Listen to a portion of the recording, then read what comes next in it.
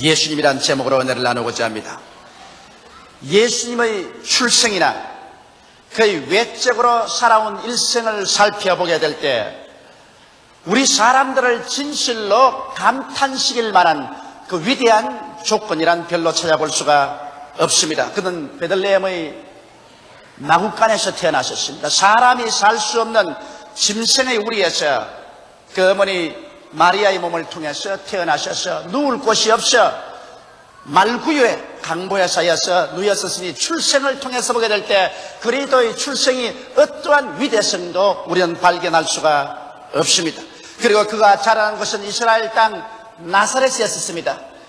나다나엘도 말하기를 나사렛에서 무슨 선한 것이 나겠느냐고 말할 것처럼 그 당시에 나사렛에서는 우범자들이 우글우글했습니다. 천민들, 가난한 사람, 도박꾼, 술주정꾼, 인생에 낙담한 사람들이 마치 쓰레기 더미 같이 살아있던 곳이 나사렛이기 때문에 그 당시 나사렛이라고 말하면 악명 높았으며 사람들조차 나사렛에서 출생한 사람들은 좋게 생각하지 않은 그 동리에서 예수님이 자라나셨습니다.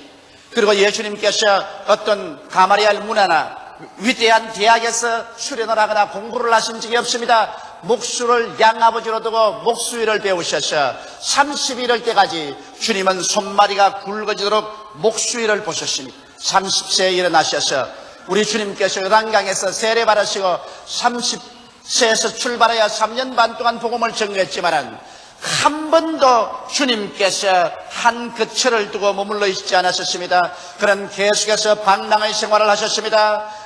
여우도 굴이 있고 산새도 들집 있지만은 인자는 머리 둘 곳이 없다고 주님께서 말씀하셨습니다.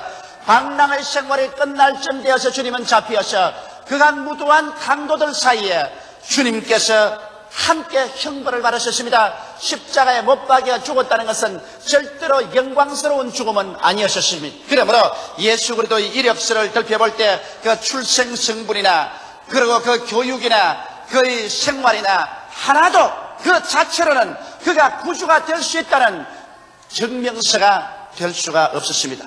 그럼에도 불구하고 오늘날 전 세계는 그의 태어나심을 기점으로 하여 세계의 연대를 정하고 서구를 중심으로 한 온 인류 사회가 그리스도의 태어남을 통해서 그 일생에 우리에게 가르친 교훈으로 말미암아 지대한 영향력을 미치고 있는 것입니다. 오늘 예수 그리스도 영향력을 배제해버리면 근대 문명은 그 뿌리채 없어지고 말 그러한 정도의 영향력인 것입니다.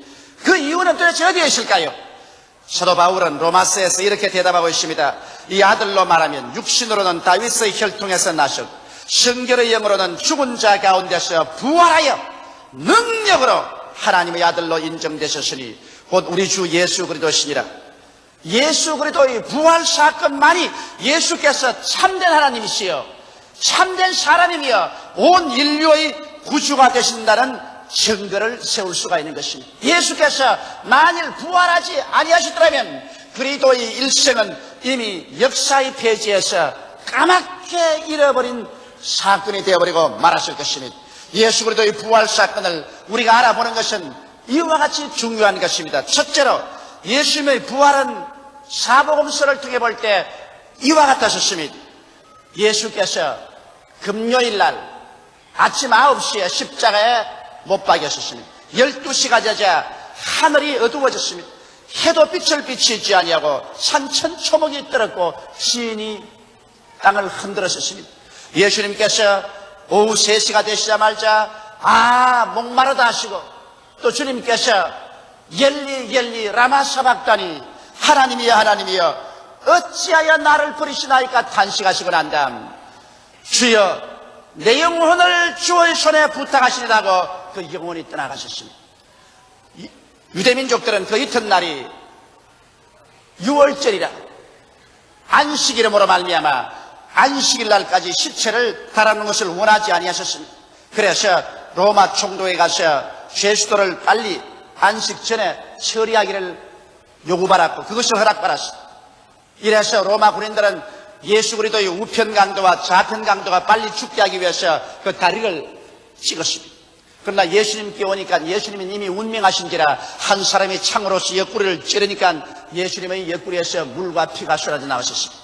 아림마대 요셉이 빌라도의 허락을 받아서 예수님의 시체를 십자가에서 내렸었습니다.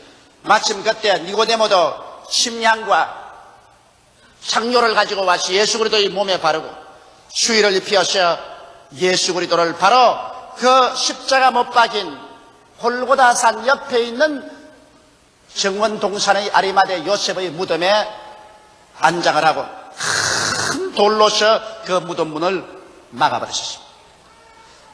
그래서 그들은 안식일을 지키고 난 다음 안식 후 첫날 일찍이 예수 그리스도의 여제자 중에 마리아와 막달라 마리아와 또 다른 여인들이 함께 예수 그리스도의 몸에 향료를 뿌리기 위해서 그들은 골고다 산정을 향해서 올라오고 있었습니다. 그러면서 그들은 서로 의논했습니다. 그 무덤에 막혀놓은 큰 돌을 누가 굴러낼 수 있을까? 또 무덤에는 로마 군인들이 철통같이 수비하고 있었습니다. 예수께서 죽은 지 사흘 만에 부활한다는 그 말을 제자들이 알고 있고 또 유대인들도 알고 있었기 때문에 유대인들이 로마의 빌라도에게 부탁해가지고서 군인들을 보내서 그 무덤 문에 인장을 치고 군인들이 지키고 있었습니다. 어떻게 해서 그 무덤 문을 옮기고 예수님의 몸에 향유를 부을까 하고서 걱정을 하고 올라가는데 갑자기 지진이 나서 산이 내어 흔들리기 시작했습니다. 그러고 난 다음에 여인들이 가보니 이미 무덤 물은 굴러졌는데 그게 번갯불 같은 모습을 하고 흰 옷을 입은 천사가 앉아 있었습니다. 무덤을 수직하는 군인들은 얼굴이 사색이 되어서 죽은 자와 같이 되어서 벌벌 기어나오고 있었습니다. 여자들이 의안이 벙벙해서 쳐다보고 있는데 천사들이 여자에게 말했었습니다. 너희가 산 자를 죽은 자 가운데서 찾는 자다. 나사렛 예수 그리스도는 여기 계시지 않고 이미 부활하여 제자들보다 앞서서 갈릴리로 가신다고 하라. 여제자들이 이 소식을 듣고 너무 놀라서 제자들에게 이것을 보고하기 위해서 뛰어가는데 막달라 마리아는 발이 빨라서 더 앞서서 뛰어갔었습니다. 막달라 마리아는 베드로와 요한이 있는 곳에서 문을 들었습니다. 베드로와 요한이 예수 그리스도의 시체가 사라졌다. 천사가 우리에게 말씀하기를 예수께서 부활하실 것 하셨다. 베드로와 요한이 일어나서 그들은 있는 힘을 다하여 예수님이 묻힌 동산으로 뛰어가셨습니다. 요한이 먼저 갔지만 나이가 어려서 겁이 나서 무덤에 못 들어가는데 뒤따라온 베드로는 곧장 무덤으로 들어가서 보니까 예수님의 노인 자리에 시체는 온데간데였고 예수 그리스도가 입었던 수의가 잘 개어져서 포개어져서 머리맡에 놓여 있었습니다. 두 사람이 그것을 보고 이하에 여기고 떠나가 버리고 마는 것입니다. 그러고 난 다음 막달라 마리아는 혼자 남아서 울면서 그는 무덤 안을 들여다보니까 예수 그리스도가 누웠던 머리 위에와 아래 천사 둘이가 앉아있는 것을 보았었습니다. 그러자 뒤에서 누가 있는 것 같아서 막달라 마리아가 울면서 말했습니다. 동산직인 줄 알고 만일 당신이 우리 주님의 시체를 옮겼었으면 내게 알려주소서. 내가 인수하겠나이다. 그런데 그 뒤에서 마리아여 부른 음성을 들으니까 분명히 예수님의 음성이거든. 마리아가 돌아서 보니까 부활하신 예수님이 서 계셨습니다. 너무 감사해서 선생이야 하고 끌어안으려고 하니까 예수님께서 내 몸에 손을 대지 말라. 나는 아직 하늘에 올라가지 아니했다. 그러나 곧 제자들이 가서 나의 아버지 너희 아버지 나의 하나님 너희 아버지께로 내가 간다고 하라. 막달라 마리아가 이 소식을 전하기 위해서 기뻐서 뛰어내려가는데 다른 제자들이 제자들에게 가는 도중에 예수께서 그들에게 나타나셨습니다. 안녕하뇨. 제자들이 그를 보고 너무 놀라서 여자들이 예수 그리스도의 발을 끌어안고서 그 발에 입 맞추고 주님을 경배하고 감사하셨습니다. 여제자들이 와서 제자들 모인 곳에 와서 이 소식을 전해도 제자들은 여자들이 히스테리가 걸려서 잘못된 영상을 보았다고 생각하고 도무지 믿어주려고 하지 않으셨습니다. 바로 그럴 때 두 제자가 예루살렘을 떠나서 거기에서 한 7마일 밖에 있는 엠마오로 내려가고 있었습니다. 그들은 마음에 낙심천만되었습니다. 예수께서 이 세상에 오셔서 자기들을 구출할 줄 알았는데 그러지 못하고 떠난 것을 생각하고 너무나 마음에 낙심이 되어서 울적해서 그들은 떠나가고 있었습니다. 그런데 갑자기 한 분이 길에서 동행을 하게 되었습니다. 당신들은 무엇을 그렇게 염려하며 울적하게 생각하느냐 물었습니다. 아니 당신은 예루살렘에 오면서 근래 예루살렘에서 일어난 사실을 모릅니까? 말씀과 능력의 위대한 권세를 행하고 하나님과 사람에게 인정받았던 위대한 선지자 나사렛 예수가 억울하게 십자가에 못 박여 죽은 것을 모릅니까? 우리 중 여자들이 가셔 그 무덤이 비었고 천사가 말하기를 부활했다고 하는 말이 있습니다만 어떻게 믿을 수가 있습니까? 그러자 그분은 모세로부터 시작해서 성경 전체를 통해서 예수께서 죽었다가 부활해야 될 것을 상세히 설명하실 때 제 아들의 가슴이 뜨거워졌습니다. 그들이 엠마오로 가니 예수님께서는 그 길로 더 걸어가려고 하십니다.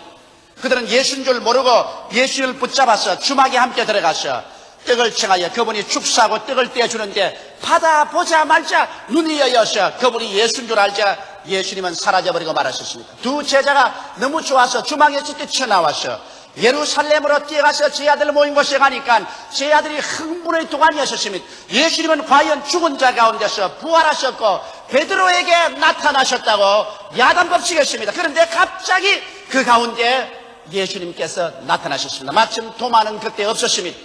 10 제자가 함께 모였는데 예수님께서 나타나셔서 그가 살아가신 것을 그들에게 분명히 보여주십니다. 제자들은 너무 기쁘고 당혹하고 또 의심하는 사람들도 있었습니다. 이래서 흥분의 동안이가 되었는데 늦게야 도마가 어슬렁어슬렁 돌아왔었습니다. 무엇 때문에 그렇게 흥분을 하고 있어? 예수님께서 죽은 자 가운데서 과연 부활했다고 말하니까 도마가 정신없는 소리 하지 마십시오. 여자들의 히스테리에 남자들도 감염이 되었군. 나는 내 손으로 예수님의 못자국에 손을 넣어보고 내 손가락으로 그 옆구리에 손을 넣어보기에는 절대로 안 믿는다고 그랬었습니다. 그러자 8날이 지나고 난 다음 또다시 주일날이 다가왔었습니다. 그들이 한 곳에 모였는데 예수님이 호련히 그들 가운데 나타나셨습니다.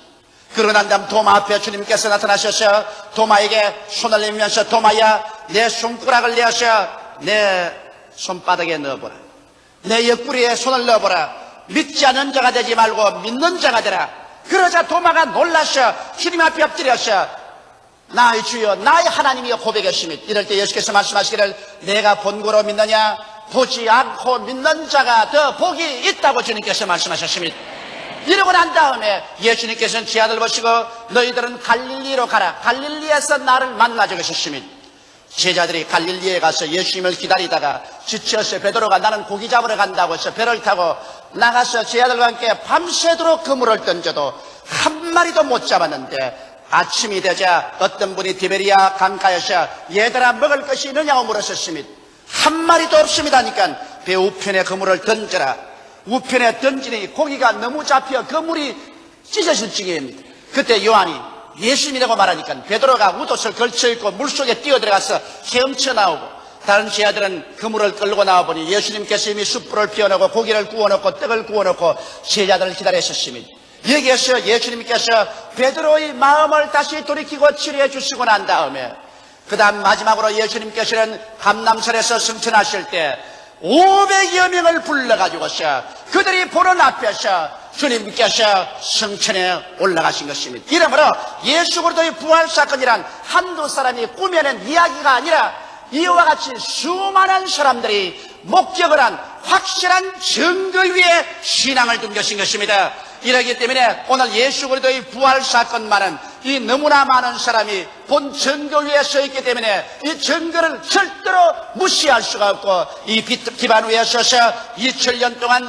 세계 방방곡곡 10억의 인구가 예수 그리스도를 구주로 모시고 그 부활을 찬미하고 있는 것입니다. 둘째로 이 부활과 성령 강림은 어찌할지 끊을래야 끊을 수 없는 연관성을 가지고 있는 것입니다. 예수님께서 부활하셔서 아버지 보좌 우편에 앉으시고 난 다음에 그 증거로서 성령을 우리에게 부어주신 것입니다. 베드로가 사도행전 2장 32절로 33절에 이렇게 말하셨습니다. 이 예수를 하나님이 살리신지라 우리가 다 이 일의 증인이로다. 하나님이 오른손으로 예수를 높이시며 그가 약속하신 성령을 아버지께 받아서 너희 보고 듣는 이것을 부어주셨느니라. 예수님이 부활 성천 안 하셨으면 성령은 우리에게 부어주실 수가 없습니다. 예수께서 죽은 지 3일 만에 부활 성천하시기 때문에 그 십자가에 흘린 피로서 아버지 제란에 가서 인류의 죄를 다 속였으므로 이제 죄사함을 받은 사람들에게 하나님의 성령이 선물로 주어줄 수가 있는 것입니다. 이러기 때문에 오순절날 주님께서 성령을 받아서 제 아들에게 부어주시며 갑자기 그들이 성령으로 충만함 받자마자 살아계시고 부활하신 예수께서 그들 곁에 그들 안에 그들 위에 함께 있는 것을 절실히 체험하고 난 다음에 부인할래야 부인할 수가 없어서 문을 박차고 나가서 예수님은 부활했다고 외칠 수밖에 없은 것입니다. 오늘날 성령께서 우리에게 임하시면 성령은 우리에게 예수께서 우리와 함께 계신 체험을 절실하게 허락해 주십니다. 예수님께서도 요한복음 14장 19절로 20절에 조금 있으면 세상은 다시 나를 보지 못할 것이로되 너희는 나를 보리니 이는 내가 살았고 너희도 살겠음이라. 그날에는 내가 아버지 안에 너희가 내 안에 내가 너희 안에 있는 것을 너희가 알리라고 말씀하신 것입니다. 이와 같이 성령의 체험은 오늘날 2000년 전 예수 그리스도의 부활의 사건을 여러분과 나 20세기 말을 사는 우리들의 가슴 속에 현실적으로 체험하게 만들어주는 것입니다. 예수 그리스도를 구주로 모시고 성령으로 충만한 바라면 예수께서 우리 육신의 눈으로는 보이지 않지만 너무나 절실하게 주님이 내 안에 내가 주님 안에 있는 것을 기도할 때 깨달을 수 있으며 찬미할 때 체험할 수 있으며 신앙생활에 뚜렷하게 나타나는 증거가 있기 때문에 우리는 예수 그리스도의 부활을 부정할래야 결단코 부정할 수가 없게 되고 마는 것입니다. 셋째로 사도들은 그들의 증거에 순교의 피를 흘려서 인을 쳤었습니다. 예수 그리스도의 부활을 반대하는 사람들은 예수님이 십자가에서 진짜로 죽은 것이 아니라 기절한 사람을 무덤 시원한 데 갖다 놓으니까 공기가 시원하고 차니까 다시 깨어나서 부활했다고 말하는 것입니다. 여러분, 예수께서 만일 사형틀에 잡혀 들어갔다가 도로 시원한 무덤에서 깨어나셨으면 로마 사람들이 도로 잡아서 십자가에 못 안 박았다고 누가 증거하겠습니까? 사형수가 살아난다고 해서 그걸 살려놓을 로마 사람들이 아닌 것입니다. 말도 아닌 소리인 것입니다. 왜냐하면 예수님이 십자가에 못 박였을 때 로마 군인들이 창으로 그 옆구리를 찔러서 심장이 터져 물과 피를 따서렸는데 시원한 묘지에 들어가서 살아날 리가 만무한 것입니다.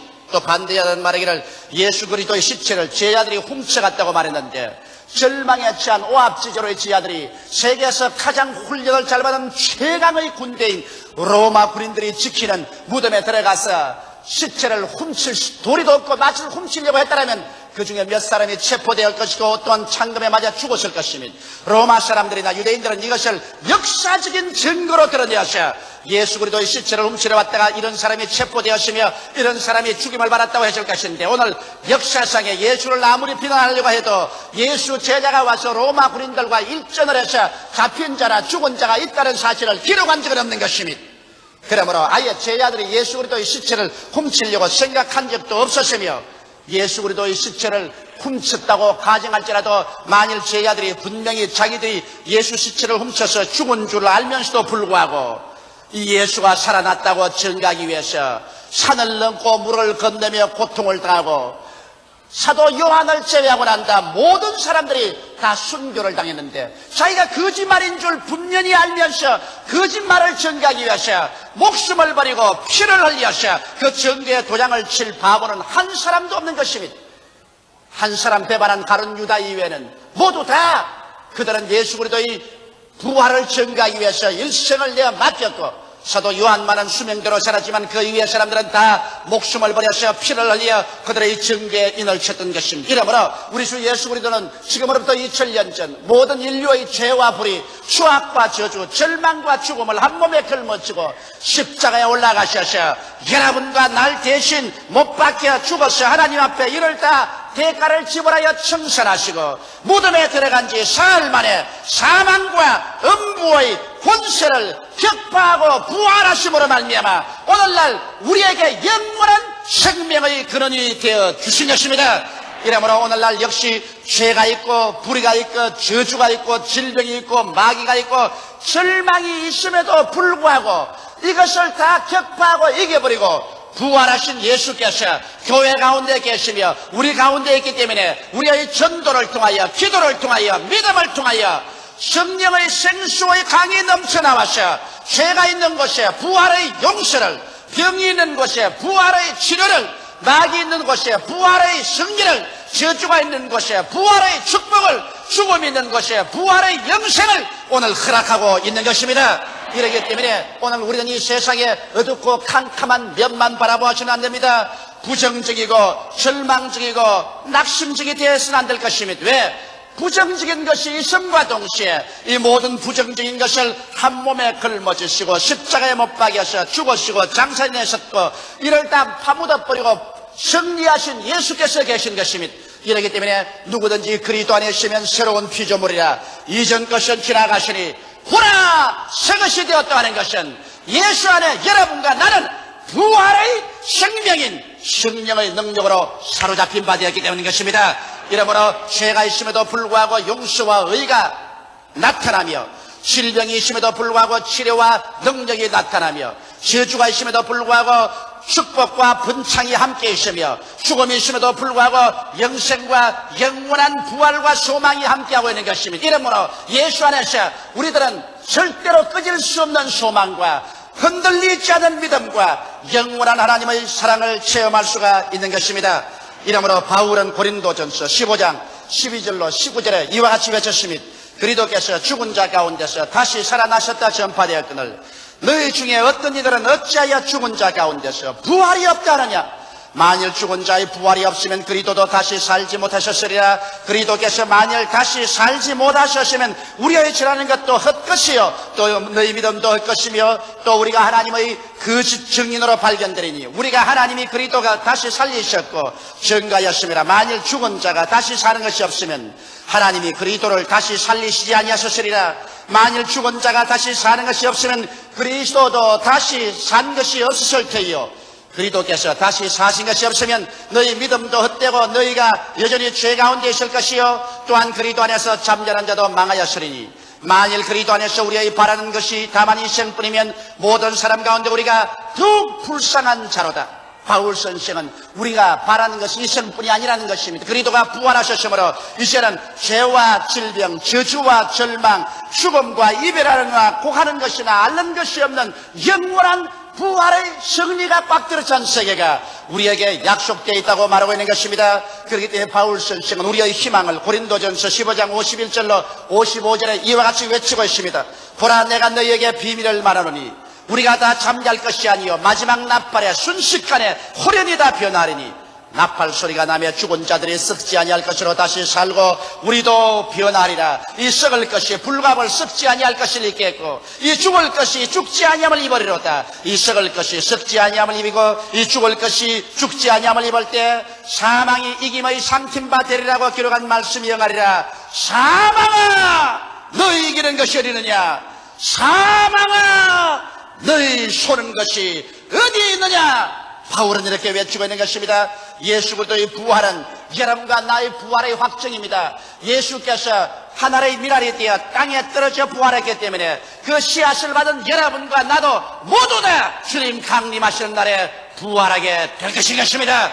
여러분과 나는 남녀노유 빈부 귀천할 것 없이 썩어질 몸이 영광스러운 몸으로, 추한 몸이 광명된 몸으로, 약한 몸이 강한 몸으로, 육의 몸이 신령한 몸으로 예수 그리스도의 모습을 닮아서 부활하여 새 하늘과 새 땅과 새 예루살렘에서 그리스도와 함께 영원히 살게 되실 것입니다. 이 희망은 우리 눈앞에 가까워하셨습니다. 주의 강림이 눈앞에 가까워하시므로 우리가 부활절 예배를 볼 때마다 이제는 금년이 마지막이 아닐까, 이와 같은 감격적인 기대가 가슴 뿌듯하게 되는 것입니다. 이렇기 때문에 바울 선생은 고린도전서 15장 58절에 이와 같이 우리에게 권면하고 있습니다. 그러므로 내 사랑하는 형제들아, 견고하며 흔들리지 말고 항상 주의 일에 더욱 힘쓰는 자들이더라. 이는 너희 수고가 주 안에서 헛되지 않을 줄 알미니라.